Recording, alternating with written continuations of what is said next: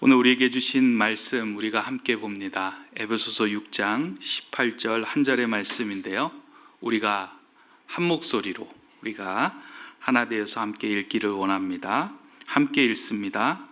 모든 기도와 간구를 하되 항상 성령 안에서 기도하고 이를 위하여 깨어 구하기를 항상 힘쓰며 여러 성도를 위하여 구하라. 아멘. 여러분들 너무 이 자리에 잘 오셨습니다. 오늘은 7월 1일입니다. 이제 한 해의 절반을 보내고 또 남은 한 해의 절반이 시작되는 첫날인데요. 여러분들 오늘 이 자리에 참 잘 오셨습니다. 한 해의 절반을 돌아보고 이제 시작되는 한 해를 또 어떤 마음을 가지고 어떤 신앙을 가지고 생활을 할 것인가 한번 돌아보는 귀한 시간이 되었으면 좋겠습니다. 우리가 하는 말과 생각은 우리가 어느 자리에 서 있느냐에 따라서, 어느 자리에 서서 그것을 바라보느냐에 따라서 그것이 확연하게 달라집니다.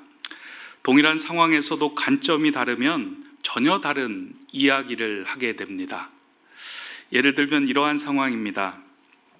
자녀를 출가시킨 두 부인이 오랜만에 만나서 이제 서로에 관한 안부를 묻고 이야기를 하기 시작을 했습니다. 그래서 한 부인이 상대편 부인에게 이렇게 질문을 합니다. 최근에 아들을 장가 보냈는데 아들이 지금 어떻게 신혼생활, 결혼생활을 하고 있냐고 그렇게 묻습니다. 그러자 이 부인이 얼굴이 어두워지면서 우리 아들은 결혼을 하긴 했는데 지금 불행한 결혼생활을 하고 있습니다. 그래서 왜 그러냐고 물으니까 이제 그 어머니가 이야기를 하는 거예요. 그러면서 새로 들어온 며느라기가 집안에서 가장 필요하고 해야 할 일을 가사를 제쳐두고 요리도 안 하고 바느질도 안 하고 세탁도 안 하고 잠자고 놀고 침대에서 책 읽는 정도가 다입니다 라고 이야기를 합니다. 그런데 아들 녀석은 마누라의 아침을 침대까지 가져다 준다고 하는데 도대체 이해가 되지 않습니다. 우리 아들은 장가를 잘못 간 것 같습니다. 그래서 불행한 결혼 생활을 하고 있는 것 같습니다 라고 이야기를 합니다. 그 이야기를 들으면서 상대편 부인도 좀 그 며느리가 좀 심하다 하는 생각에 공감을 하면서 고개를 끄덕이다가 최근에 또 딸이 시집을 갔는데 그러면 딸은 어떻게 생활하고 있습니까? 라고 물었습니다. 그러자 갑자기 또 밝은 얼굴이 됩니다. 우리 딸은 결혼을 너무 잘했어요. 천사하고 결혼을 했습니다. 왜 그러냐면 결혼하게 된 그 남편이 집안에 가사는 일절시키지 않고 세탁, 청소로부터 집안의 굳은 일은 혼자 도맡아 합니다. 그래서 딸아이는 자고 싶으면 자고 남은 시간에는 한가롭게 침대에서 책을 읽을 정도로 아주 행복한 결혼 생활을 하고 있습니다. 어느 날 아침에는 남편이 따뜻한 커피와 빵을 침대 머리맡까지 놓아주기도 합니다. 제가 보기에는 이 딸내미가 너무 결혼을 잘했습니다 라고 이야기를 했다고 합니다. 여러분 어떠신가요? 아들을 둔 시어머니의 자리와 딸을 둔 친정어머니의 자리에서 바라보니 동일한 상황이지만 서로 전혀 다른 차이가 나는 말을 하고 있는 것입니다. 우리는 어떠한 자리에 서 있는지에 따라서 그리고 어떠한 관점을 가지고 그 상황을 보느냐에 따라서 같은 상황이지만 전혀 다른 생각과 전혀 다른 말을 할 때가 있습니다.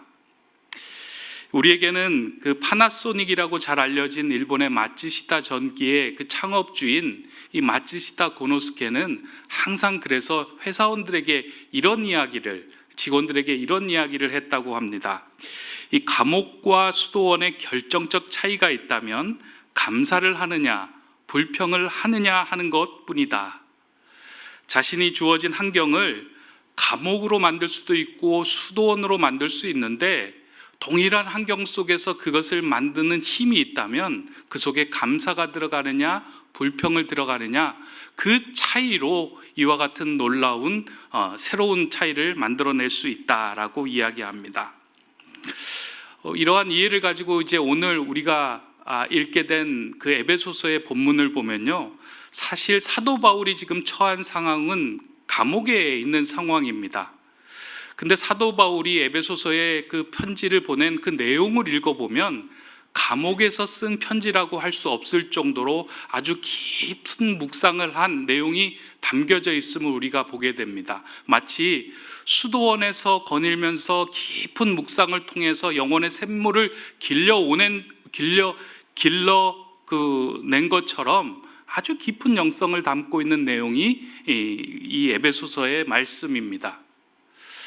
사도 바울의 몸은 비록 감옥에 갇혀 있었지만 그의 마음과 정신은 그 감옥에 갇히지 않고 온 세상을 품고 기도할 수 있는 사람이었던 것입니다. 사도 바울은 자신이 처한 그 감옥의 현실을 안타깝게 생각하지 않고요, 많은 사람들이 그와 같은 상황 속에서도 수도원과 같은 삶을 누리는 그 관점을 좀 지녔으면 좋겠다 하는 생각을 많이 했습니다. 그래서 자신이 만나는 사람들마다 너희들이 그러한 관점을 가지고 살아가는 것이 아니라 성령 하나님의 관점을 가지고 이 세상을 좀 다르게 보았으면 좋겠다 하고 많은 권면을 했습니다. 그런 마음이, 사도 바울의 그런 마음이 고스란히 담겨져 있는 것이 에베소서 1장 그 앞절에 보면요, 에베소서 성도를 위한 기도에 다 녹아져 있습니다. 에베소서 1장 16절에서 19절의 말씀인데요, 제가 한번 봉독해 올리겠습니다. 내가 기도할 때 기억하며 너희로 말미암아 감사하기를 그치지 아니하고 우리 주 예수 그리스도의 하나님 영광의 아버지께서 지혜와 계시의 영을 너희에게 주사 하나님을 알게 하시고 너희 마음의 눈을 밝히사 그의 부르심의 소망이 무엇이며 성도 안에서 그 기업의 영광이 풍성함이 무엇이며 그의 힘의 위력으로 역사하심을 따라 믿는 우리에게 베푸신 능력의 지극히 크심이 어떠한 것을 너희로 알게 하시기를 구하노라. 바울이 간구한 것이 무엇이에요? 하나님, 이들에게 지혜와 계시의 영을 허락하여 주시고 이들의 닫힌 마음의 눈을 열어서 성령 하나님을 알게 하여 주시고 이 역사를 어떻게 주관하시는지, 우리에게 주신 사명이 무엇인지를 좀 알게 하여 주시옵소서. 그 하나님의 관점으로 보기 시작할 때 우리가 어떤 삶을 살아가야 하는지, 우리에게 주신 소명과 사명이 무엇인지를 깨닫게 된다 하는 것을 알고 사도 바울은 강하게 권면하며 에베소 성도들에게 그렇게 기도한 것입니다. 바울의 기도를 요약하면 한 가지입니다. 그들의 닫혔던 마음의 눈이 열려 성령 하나님의 관점을 가지면 좋겠다. 하나님 그 눈을 열어주시옵소서. 왜냐하면 사단을 가장 무력하게 만드는 법이 있다면 우리가 세상에서 살지만 세상의 시선이 아니라 하나님의 시선으로, 하나님의 관점으로 이 세상을 바라보는 것이 사단을 가장 강하게 붙들어매는 것이며 무력하게 만드는 방법임을 사도 바울은 알고 있었기 때문입니다. 그래서 에베소서를 쭉 읽어보면요, 어떻게 그렇게 이 땅에서 세상에 살아가면서 성령 하나님의 관점을 가지고 이 땅을 성도로 살아갈 것인가, 그에 대해서 이제 여러 가지를 풀어가고 있고요, 이제 그에 대해서 마지막에 이르는 장면에서 하나님의 성도들은 하나님의 전신갑주를 입어서 그 성령 하나님의 그 관점을 견지해야 된다라는 것으로 이제 마무리를 해 나가고 있습니다. 다시 말해서 성령 하나님의 관점을 갖기 위해서는 하나님의 전신갑주로 성도가 무장해야 되는데 그것이 무엇인지를 하나하나 사도 바울이 설명해 주고 있습니다. 그렇게 하나님의 전신갑주를 설명하고 난 후에 이제 한마디를 덧붙이는데요, 그게 이제 오늘 우리가 읽은 본문 18절의 말씀입니다. 다시 한번 우리가 오늘 본문의 말씀을 한 목소리로 읽었으면 좋겠습니다. 모든 기도와 간구를 하되 항상 성령 안에서 기도하고 이를 위하여 깨어 구하기를 항상 힘쓰며 여러 성도를 위하여 구하라. 성령 하나님의 전신갑주 혹시 여러분들 기억하고 계시나요? 6가지? 다들 하나님께서 주신 은총의 역사로 매일매일 새롭죠. 성령이 하나님께서 주신 우리에게 취해야 할 6가지의 갑주는 진리의 허리띠, 의의 호심경, 그리고 복음의 신, 믿음의 방패, 구원의 투구, 성령의 검, 이것을 가져라. 그것을 지닐 때 이 땅은 영적 전쟁인데 그 전쟁에서 너희가 승리하며 살아갈 수 있다라고 사도 바울이 아주 중요한 것을 이 성도들에게 가르쳐 줍니다. 그리고 난 후에 오늘 18절 본문의 말씀을 합니다. 모든 기도와 간구를 하되 성령 안에서 너희가 기도해야 된다. 어떤 성경학자들은 이 본문이 성도가 취해야 할 7번째 전신갑주다라고 말씀하는 분들이 많이 있습니다. 그러니까 성령의 검을 가져라, 그 다음에 이제 성령 안에서 기도하라 하는 것이 성도가 가져야 할 7번째 갑주다라고 이제 이 본문을 푸는 사람이 있는데요. 저는 이 본문을 보면서 수차례 이 본문을 읽으면서 우리가 성령 안에서 기도하는 것은 7번째 전신갑주가 아니라 앞서서 말한 이 6개의 전신갑주를 온전하게 움직이고 작동하기 위한 근본적인 힘이다 하는 생각을 했습니다. 왜냐하면 성도에게 있어서 성도가 기도하지 않으면요, 결코 영적인 전쟁에서 승리할 수 없기 때문입니다. 아무리 하나님의 전신갑주를 입어도, 믿음의 방패를 들어도, 구원의 투구를 써도, 복음의 신을 신어도 그것이 작동되지 않으면 영적인 전쟁이 다가올 때 무력하게 넘어집니다. 세상의 전쟁은 좋은 무기와 전술로 승리할 수 있지만 영적인 전쟁에서 가장 훌륭한 전략과 전술은 하나님을 향하여 두 손을 드는 기도밖에 없기 때문입니다. 성도의 영적인 전쟁에서 승리할 수 있는 가장 중요한 비결이 있다면 그건 기도하는 것입니다. 이것은 이미 출애굽하는 백성들에게도 알려주신 사건이며 이야기입니다.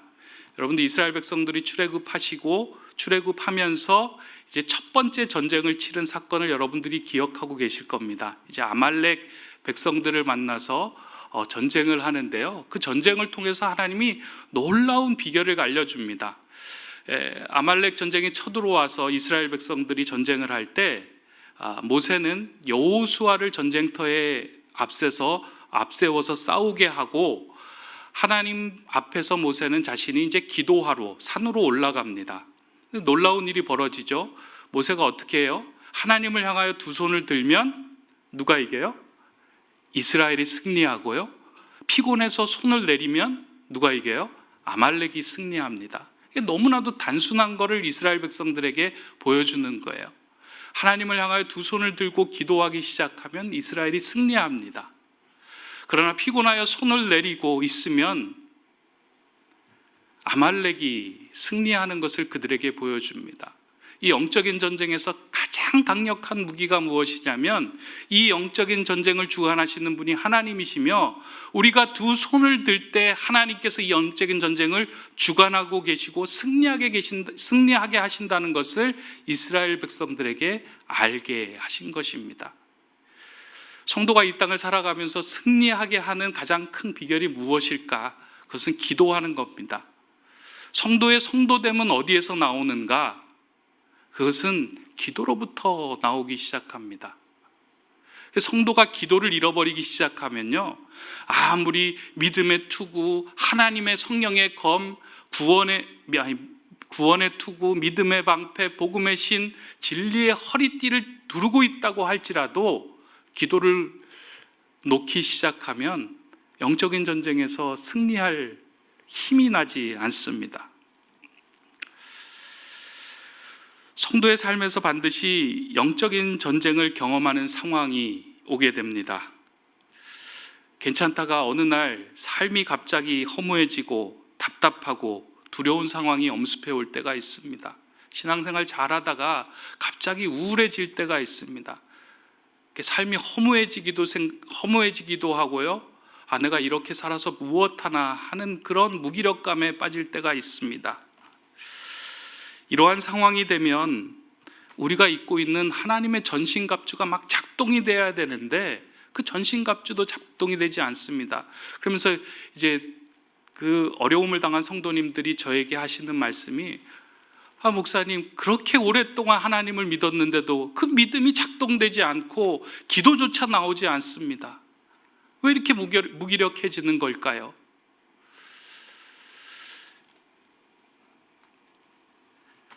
그때 우리가 할 수 있는 일이 있다면 우리가 입은 전신갑주가 작동할 수 있도록 기도하는 일밖에 없습니다. 두 손을 들고 성령님을 의지하며 기도하기 시작할 때 하나님께서 그 영적 전쟁을 진두지휘하기 시작합니다. 우리에게 입혀진 하나님의 전신갑주가 살아서 작동하기 시작하는 것입니다. 그래서 바울은 마지막에 하나님의 전신갑주를 입어라 라고 이야기한 후에 성도들로 하여금 기도해야 할 것을 강조하며 덧붙여서 말씀한 것입니다. 그런데 오늘 본문을 자세히 들여다보니까 단순히 기도하라고 하는 것이 아니라 좀 단서를 붙이고 있다는 것을 우리가 발견하게 됩니다. 우리가 모든 기도와 간구를 하되 어떻게 기도해야 하는가, 그 기도에 대해서 기록해 주고 있는데요. 크게 두 가지로 이제 기록하고 있는데, 하나는 항상 성령 안에서 기도를 하라. 모든 기도를 하되 항상 그 기도는 성령 안에서 하는 기도여야 한다라고 말씀하고요. 또 하나는 그 성령 안에서 기도하기 위해서 깨어서 구하기를 항상 힘쓰라. 항상이 두 군데 붙어 있어요. 항상 성령 안에서 기도하고 깨어 구하기를 항상 힘쓰라라고 오늘 본문에서 기록되어 있습니다.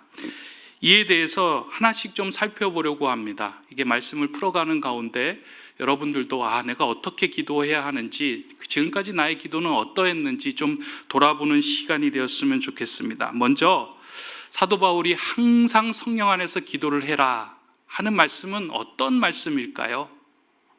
성령 안에서 기도한다는 것은 어떤 의미를 가지고 있을까요? 어떤 분이 그렇게 이야기해요. 성령 안에서 기도하는 것은 방언으로 기도하는 것입니다. 그러니까 우리 스스로 기도하는 것이 아니고요, 하나님 나라의 언어인 방언으로 기도하는 것이 성령으로 기도하는 것입니다. 어떤 분은 하나님의 말씀으로 기도하는 것이 성령 안에서 기도하는 것입니다 라고 이야기합니다.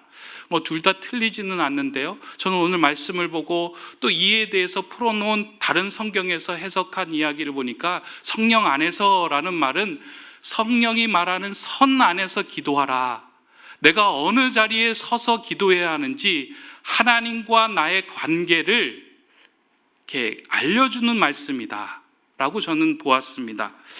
이에 대해서 좀 이해를 쉽게 돕기 위해서 이제 나온 책을 좀 소개해 드리려고 하는데요. 좀 오래됐습니다. 강아지 성도와 고양이 신자의 기도라는 책이 있습니다. 혹시 보신 분들이 계신가요? 이 책 전에 이 책 저자가 낸 책이 뭐냐면 강아지 성도와 고양이 신자라는 책입니다. 이 저자가 신앙생활하고 있는 성도들을 자세히 들여다보니까 그 신앙생활하고 있는 성도들의 스타일이, 어떤 사람은 강아지 성도처럼 신앙생활을 하고 있고 어떤 사람들은 고양이 신자처럼 신앙생활하고 있는 것을 발견했습니다.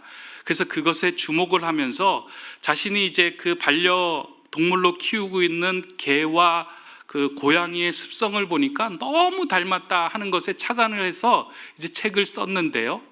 이게 강아지가 가지고 있는 습성이 있고 고양이가 가지고 있는 습성이 있다는 겁니다. 근데 우리 성도들도 신앙생활 할 때 그 습성대로 신앙생활을 하고 있다라는 것이에요.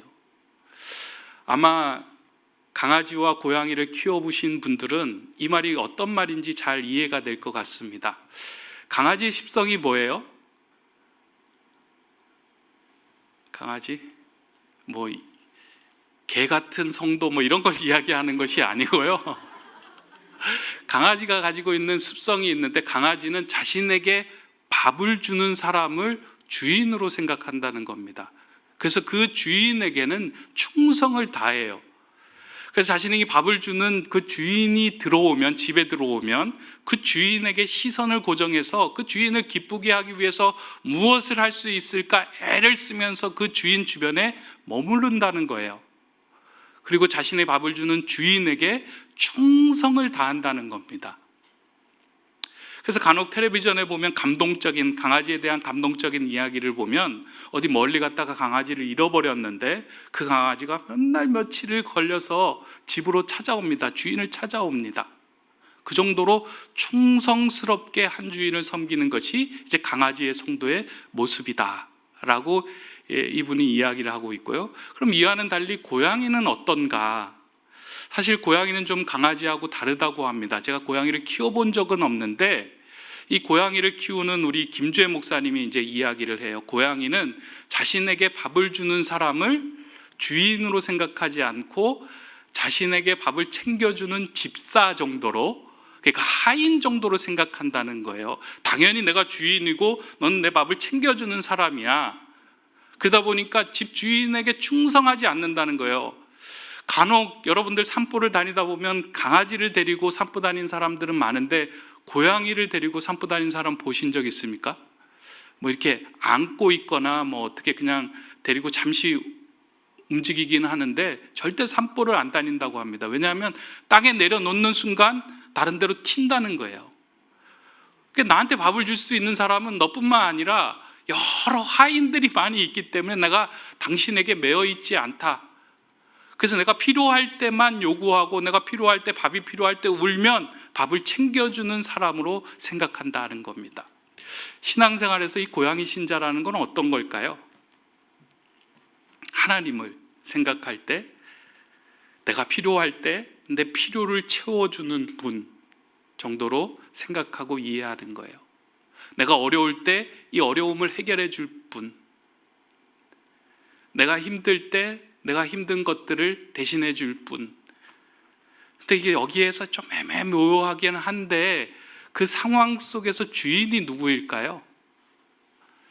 주인은 하나님이 아니라 내 자신이에요. 고양이 신자들이 가지고 있는 이 모습 가운데 하나가 늘 내 필요에, 그리고 내 중심적인 신앙생활을 하고 있는 모습을 이야기합니다.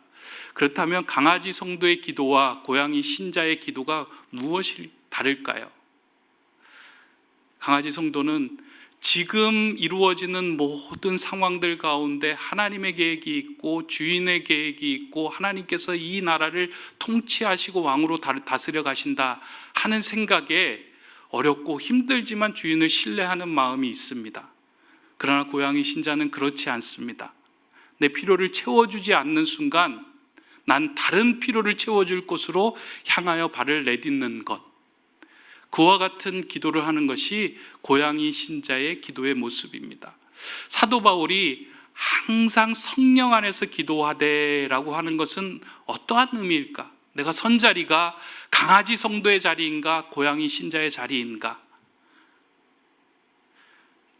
내 삶에서 하나님을 왕으로 인정하고 주인으로 인정하는 자리에 서서 하나님께 간구하고 기도하는 그 기도를 드리는 것, 그게 항상 성령 안에서 기도하는 삶의 모습이라는 것입니다. 그렇게 기도하기 시작할 때 우리는 새로운 관점을 보게 됩니다. 성령 하나님께서 바라보시는 그 관점을 우리도 갖게 되는 거예요. 주인이 바라보는 그 관점을, 주인이 무엇을 기뻐하고 어떻게 마음을 쏟는지 거기에 우리의 중심과 마음도 같이 쏟아지기 시작합니다. 최근에 교회 분립 개척을 놓고 많은 성도님들이 코로나19 시기에 개척하는 게 맞느냐, 목사님 나가는데 괜찮겠느냐 하고 걱정 어린 말씀을 많이 하셨습니다. 그래서 실질적으로 다가와서 목사님 괜찮으시겠습니까? 조금 있다 하시는 게 어떻겠습니까? 제가 좀 도와드리면 좋은데 도와드릴 게 없고 그냥 기도하겠습니다. 그냥 기도하겠습니다 하는 말씀에 제가 이렇게 마음에 이렇게 뭐 불편한 게 아니라요, 마음에 힘을 얻었어요. 제가 도와드릴 수는 없지만 어려우니까 제가 기도하겠습니다. 왜 마음의 평안함을 얻었냐면요, 산모가 아이를 잉태하고 그 아이를 낳기 전에 조금 어려움을 당할 때 어떻게 할까요? 전화를 걸어요. 목사님 기도해 주세요. 주변의 사람들에게 막 전화를 해요. 우리 아이가 건강하게 태어날 수 있도록 기도해 주세요. 기도해 주세요. 그러면 온 교회가, 그리고 온 성도가, 목장원들이 다 그 아이를 놓고 기도합니다. 온 가족에서 다 기도합니다. 하나님, 이 아이 하나님께서 주신 아이인데 하나님께서 건강하게 지켜주시고 온전하게 태어날 수 있도록 붙들어 주십시오. 자녀가 태어나는데 그렇게 많은 기도를 받고 태어난 것, 참 이게 축복이 아닐까 하는 생각을 합니다. 그런데 평안할 때 태어나는 아이, 그 아이도 축복이지만 기도하지 않아도 태어나는 아이보다 정말 기도 가운데 태어나는 아이, 그게 하나님의 축복 가운데 태어나는 아이가 아닐까. 왜 그런 생각을 했냐면 교회는 뭐예요? 하나님께 기도하는 집이에요. 예수님께서 말씀하시잖아요. 내 집은 만민이 기도하는 집이다. 교회의 가장 중요한 핵심이 뭐예요? 이 자리에 모여서 하나님께 간구하며 기도하는 터전이 되는 거예요. 교회의 자양분은 기도입니다. 근데 어려움 속에 그 기도 가운데 교회가 세워지고 태어난다면 이것보다 더 귀한 축복이 있을까? 왜 그런 마음이 저에게 들더라고요. 걱정보다 하나님께서 이 일을 통하여 펼쳐나가실 또 놀라운 일에 대한 기대와 마음이 있습니다. 분명히 쉽지는 않을 것 같습니다. 그럼에도 불구하고 우리 성도님들의 많은 기도가 있다면 우리가 생각하고 계획했던 이상의 것을 하나님께서 펼쳐가실 겁니다. 오늘 이 자리에서 예배하는 분들은 더 많이 기도해 주시기를 부탁드립니다. 기도해 주실 거죠? 네, 감사합니다. 한 가지 오늘 본문에서 더 살펴보아야 할 것은 바울은 성령 안에서 기도하라라고 권면한 후에 그 기도가 유지되도록 깨어서 구하기를 항상 힘쓰라라고 말씀합니다. 그러니까 깨어서 구하기를 항상 힘써야 된다.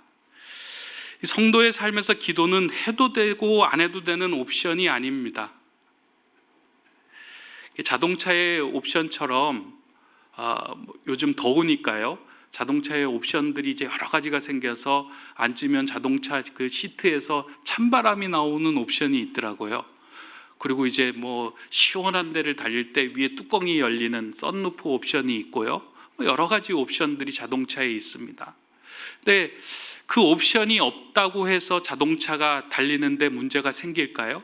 전혀 문제가 생기지 않습니다. 근데 기도는 이렇게 있어도 되고 없어도 되는 옵션과 같은 것이 아니고요. 성도에게의 기도는 정말 성도가 움직이고 성도가 살아있게 하는 엔진과 같은 것입니다. 하나님의 전신갑주가 우리의 삶에서 작동하기 위하여 꼭 필요한 엔진이 있다면 그것이 하나님께 드리는 기도입니다. 깨어서 구하라는 것은 이 기도가 식지 않고 멈추지 않고 하나님께 모든 것을 내어놓고 맡기는 기도를 해라는 의미입니다.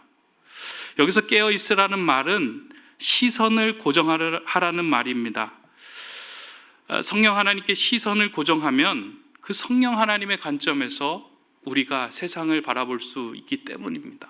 깨어 기도한다라고 하는 것은요, 그러니까 막 잠도 안 자고 깨어서 늘 24시간 기도하라는 그 의미가 아닙니다. 깨어 기도하라는 것은 하나님께 맞추어진 그 시선을 세상으로 향하여 돌리지 말라는 거예요.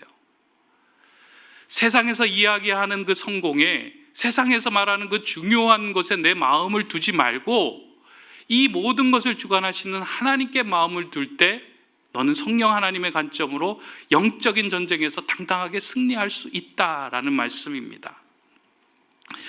제가 한두 번 말씀을 드린 적이 있는데 저는 일본에서 이제 목회를 했습니다. 그런데 2011년도 3월 11일에 이제 일본에서 동일본 대지진이 났었거든요. 그때 그 현장에 있었습니다.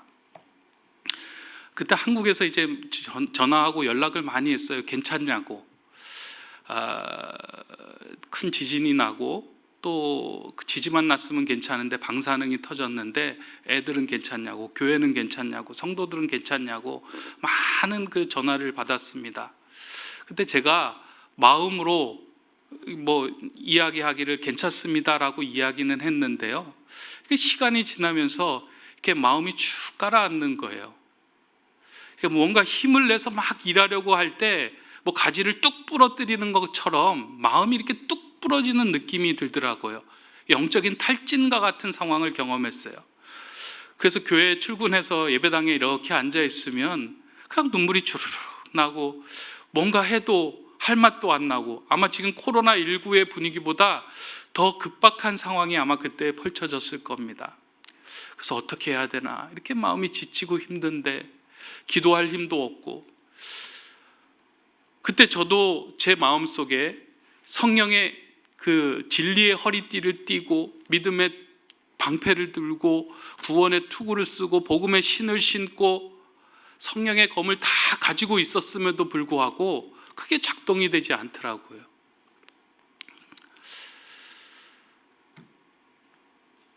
그런데 한국에서 계속 전화가 오는 거예요. 걱정하지 마라, 내가 기도하고 있다, 우리가 기도하고 있다. 그때 이제 오대신 목사님도 여기 이제 계시는데 목사님께서 우리 교회가 다 마음을 모아서 기도하고 있다, 기도하고 있다, 기도하고 있다. 그런데 그 기도하고 있다는 말이 마음에 많이 오면서 어느 날 교회 앞에 이제 예배당에 앉아 있는데요, 기도하고 있다, 기도하고 있다라고 하는데 마음속으로 그 기도에 힘입어서 제 마음속에 툭 들어온 성경 말씀이 있었습니다. 시편 42편 5절의 말씀인데요, 내 영혼아 내가 어찌하여 낙심하며 어찌하여 내 속에서 불안해하는가. 너는 하나님께 소망을 두라. 그가 나타나 도우심으로 말미암아 내가 여전히 찬송하리로다. 내가 어찌하여 낙심하며 어찌하여 불안해하는가. 너희가 소망을 어디에 두고 있느냐, 하나님께 소망을 두고 있느냐 하는 그 질문이 쿵 하고 가슴에 다가오더라고요. 저는 이 말씀이 그냥 생긴 것이 아니고요, 많은 분들의 기도의 덕분에 하나님께서 제게 힘을 실어주기 위해 던져주신 말씀이라고 생각해요. 근데 그 말씀을 봤는데 힘이 생기더라고요. 그러면서 이게 잃었던 것들에 주목을 갖던 눈이, 성도도 빠지고 교회도 이사해야 되고 걱정과 염려가 되었던 그 시선들이 하나님께서 이 일을 통하여 어떠한 새로운 일을 펼쳐가실 것인가에 대해 눈이 떠지기 시작한 거예요. 성경 안에서도 그런 일이 많이 벌어졌잖아요. 역사 속의 위대한 신앙의 인물도 그런 일을 경험했잖아요. 어려울 때마다 하나님이 새로운 역사를 펼쳐가는 일들에 대한 소망과 기대가 생기면서 제 마음속에 있었던 믿음이, 소망이, 구원에 대한 확신들이 다시 한번 살아 움직이기 시작했습니다. 그리고 하나님께서 정말 새로운 길을 열어주시는 그 은혜를 경험했습니다. 우리가 기도하기 시작하면 하나님이 역사하기 시작합니다. 우리가 깨어서 기도할 때 하나님은 우리에게 살 소망을 보여주십니다. 우리가 기도할 때 하나님은 새 길을 열어주십니다. 물론 기도한다고 해서 당장 상황이 다 바뀌지는 않았지만 깨어서 기도하기 시작할 때 하나님께서는 우리에게 새로운 것을 볼 수 있는 새로운 시선과 눈을 허락해 주십니다. 그게 가장 귀한 것이에요. 성도의 저력은 성령 안에서 기도할 때 생겨납니다. 성령 안에서 기도할 때 우리의 관점이 바뀌기 시작하기 때문입니다. 고양이 신자와 같았던 우리의 기도가 강아지 성도의 기도로 바뀌기 시작합니다. 그 어떤 영적인 전쟁의 상황 속에서도 넘어지지 않고 담대해질 수가 있습니다. 사도 바울이 애쓰며 기도했던 그런 성도가 될 수 있습니다. 오늘 교회가 교회됨을 잃어버리고 하나님의 마음을 잃어버린 가장 큰 이유가 있다면 교회가 기도하는 손을 내렸기 때문입니다.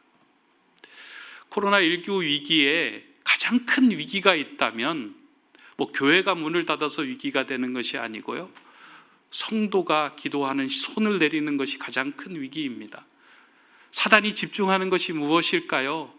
성도로 하여금 기도하지 못하는 것에 집중합니다. 항상 성령 안에 서 있는 것을 서 있지 못하도록, 때로는 성공을 줘서 분주하도록 만들고 때로는 실패를 줘서 낙심하게 만들며 기도의 자리에 떠나게 합니다. 우리가 다시 회복되어야 할 일이 있다면, 낙심되어서 기도의 손이 내려갔다면 다시 그 기도의 손을 들어야 하고요, 성공해서 분주한 삶이 되고 평안한 삶이 되었다면 다시 한번 그 기도의 손을 들어 하나님 앞에 무릎을 꿇어야 합니다. 그럴 때만 성도가 성도될 수 있고 이 영적인 전쟁에서 하나님께서 원하시는 삶을 살아낼 수 있기 때문입니다. 오늘 이 자리에서 예배하는 여러분들 가운데도요, 혹시 삶이 위축되어서 살 소망이 사라진 분이 계실 겁니다. 기도할 힘조차 생기지 않는 분이 계실 겁니다. 그때 어떻게 해야 될까요? 마음의 손을 들어 하나님께 간구하며 기도해야 합니다. 간혹 찬양할 때, 기도할 때 보면 손을 들고 기도하시는 분이 계신데요, 우리가 모든 기도에 다 손을 들어야 하는 것은 아니지만 육신이 처져 있을 때 그 처진 육신을 올리기 위해서는 때로는 손을 들 필요가 있습니다. 그러니까 아이를 업고 가다가 이 아이가 이렇게 축 처질 때 어떻게 해요? 한번 이렇게 툭 쳐서 치켜 올리잖아요. 우리의 영혼도 지치고 낙심되고 처질 때가 있을 때 우리가 손을 들어서 그 영혼을 지켜 세우기 시작할 때 하나님께서 우리의 허락하시는 그 놀라운 이적과 새로운 관점들을 우리는 소유하게 될 겁니다. 사도 바울은 오늘 에베소 성도를 위해서 그렇게 기도하였는데요, 오늘 예배하는 저와 여러분들도 그렇게 영적인 전쟁에서 쉽게 무너지는 성도가 아니라 그 성령님의 관점을 보며 고통 가운데, 이 어려움 가운데 새로운 것들을 풀어가실 하나님을 기대하며 항상 성령 안에서 깨어 구하기를 힘쓰는 저와 여러분이 되시기를 주님의 이름으로 축원합니다.